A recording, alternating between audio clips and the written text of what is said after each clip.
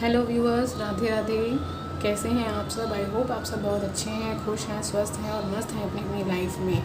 तो आज मैं एक और स्पेशल रीडिंग लेकर आई हूँ। ये रीडिंग लाई हूँ मैं एक्वेरियस या कुंभ राशि वालों के लिए, जिनका एक्वेरियस साइन है। उनके लिए आने वाले 7 दिन कैसे रहने वाले हैं ये हम देखेंगे।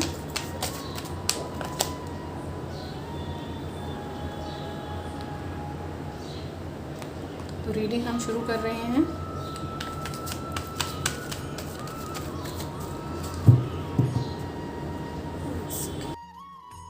हाँ, तो एक्वेरियंस आने वाले टाइम में दिख रहा है कि आपकी लाइफ में काफ़ी सडन चेंजेस आने वाले हैं। कुछ ऐसा अचानक होने वाला है, कोई न्यूज़ आपको मिल सकती है, कोई मैसेज आपको मिल सकता है। अगर करियर की बात यहाँ करें तो आपको कुछ ना कुछ आपके वर्क प्लेस पर आपको काफ़ी काम वर्क बहुत ज़्यादा हो सकता है, आपका वर्क लोड बढ़ सकता है। एक साथ हो सकता है आपको कई सारे काम दे दिए जाएं, जिनको आपको बहुत मैनेज करना पड़ेगा। अगर आप बिजनेस करते हैं तो हो सकता है आपको कोई नए प्रोजेक्ट मिलें, नए बिजनेस से रिलेटेड कुछ काम आपको आपके उससे रिलेटेड मिल सकता है।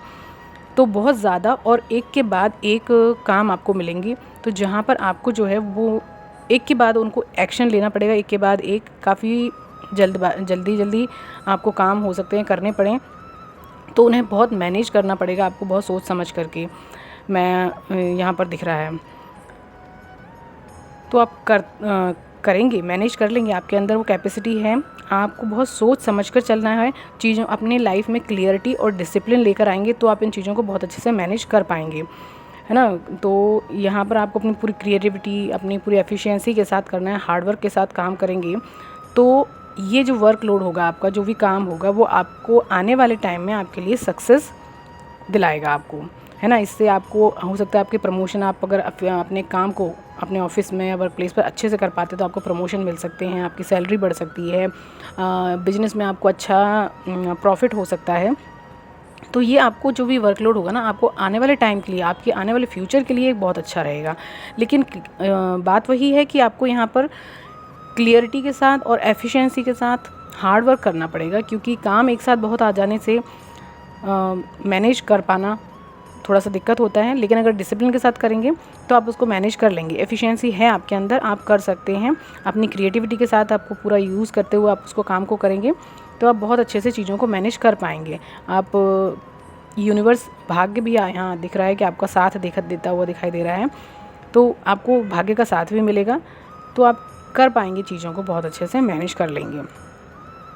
बस अपने अंदर ओवर थिंकिंग नहीं करनी है, टेंशन नहीं लेनी है या स्ट्रेस नहीं लेना है कि वर्कलोड बहुत ज़्यादा है, कैसे होगा, मुझसे नहीं मैनेज हो पाएगा, कैसे करेंगे।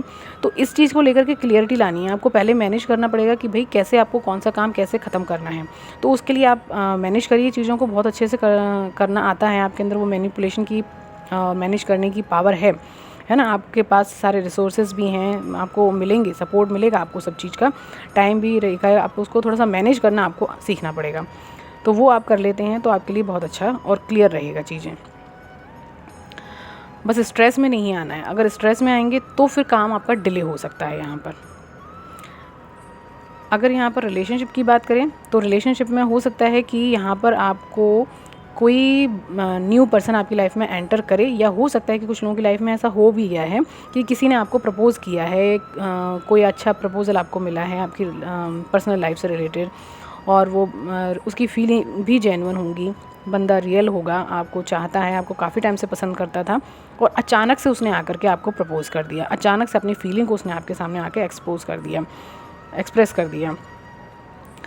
तो उसकी फीलिंग जेन्युइन है, बट आने वाले टाइम में हो सकता है कि वो बंदा कोशिश करेगा कि आपको अपने हिसाब से चलाए, या अपने हिसाब से आप उसके हिसाब से काम करें, आपको डोमिनेट करने की कोशिश कर सकता है वो, और थोड़ा मैनिपुलेटिव हो सकता है, तो मैनिपुलेशन से काम लेगा आपको। मतलब यहाँ कह सकते हैं कि वो चाहेगा कि आप उसके हिसाब से चलें, वो अपने मर्ज़ी, उसकी मर्ज़ी के हिसाब से आपको डोमिनेट करने की कोशिश करेगा। तो यहाँ पे आपको स्ट्रेस हो सकता है इस चीज़ को लेकर के। एक तरफ आपको ये लगेगा कि फीलिंग उसकी जेन्युइन है, आप उसको चाहते भी हैं, और लेकिन चीज़ें जिस तरह से हो रही हैं उस तरह से रह पाना भी पॉसिबल नहीं होता किसी के लिए। इस तरह डोमिनेशन में, किसी के डोमिनेशन में रहना भी प्रॉब्लमेटिक होता ही है। तो उस तरह के, उस वजह से कारण हो सकता है आप ओवर थिंकिंग में पड़ जाएं, नेगेटिव थिंकिंग पैटर्न में चले जाएं। तो यहाँ पर आपको उस चीज़ से बाहर रहना है, उस चीज़ से अपने आप को दूर रखना है, कोशिश करनी है कि चीज़ों को मैनेज कैसे करना है। वो मैनेज करना आपको यहाँ पे देखना पड़ेगा, आपको अपने रिश्तों को मैनेज करना पड़ेगा, अपने माइंड, पीस ऑफ माइंड आपको चाहिए तो आपको उस चीज़ को क्लियर करना पड़ेगा, सामने वाले पर्सन को भी क्लियर करना पड़ेगा। स्ट्रेस में नहीं आना है, चीज़ों को क्लियर रखना है कि भाई आपको कैसे रहना है, क्या करना है। अगर आपको मूव ऑन करना है तो आपको उस रिश्ते में से मूव ऑन भी करना पड़ेगा, क्योंकि इस सिचुएशन में आपके लिए प्रॉब्लम हो सकती है, किसी के भी साथ हो सकती है।